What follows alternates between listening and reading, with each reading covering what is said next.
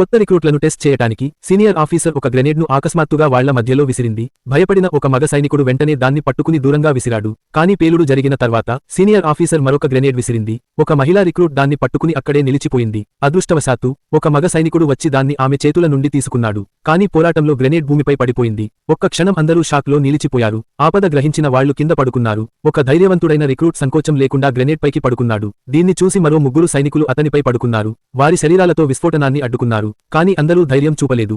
ఇద్దరు రిక్రూట్లు భయపడి పరిగెత్తారు. వాళ్లు విస్ఫోటనం కోసం ఎదురు చూశారు. కానీ ఏం జరగలేదు. అకస్మాత్తుగా శిక్షకురాలు నవ్వుతూ వచ్చింది. ఇదంతా స్పెషల్ ఫోర్సెస్ ఎంపిక పరీక్ష మాత్రమేనని తెలిపింది. రిక్రూట్లు ఊపిరి తీసుకుని లేశారు. అప్పుడు ప్రధాన శిక్షకుడు గంభీరంగా వచ్చాడు. వారి పనితీరుపై అతను నిరాశతో ఉన్నాడు. ముఖ్యంగా పరిగెత్తిన ఇద్దరు రిక్రూట్లపై. వాళ్లు వెంటనే నిషేధించబడ్డారు. మిగిలిన వారిలో శిక్షకుడు 4 రిక్రూట్లు మాత్రమే నిజమైన ధైర్యం చూపించారని చెప్పాడు. ఇతరులు ప్రమాదంలో పడి సహాయం కోసం ఎదురు చూశారు. కాబట్టి 4 మందిని విశ్రాంతి తీసుకోనివ్వగా మిగిలిన వారికి పూర్తి పరికరాలతో దూరపరుగు శిక్ష పడింది.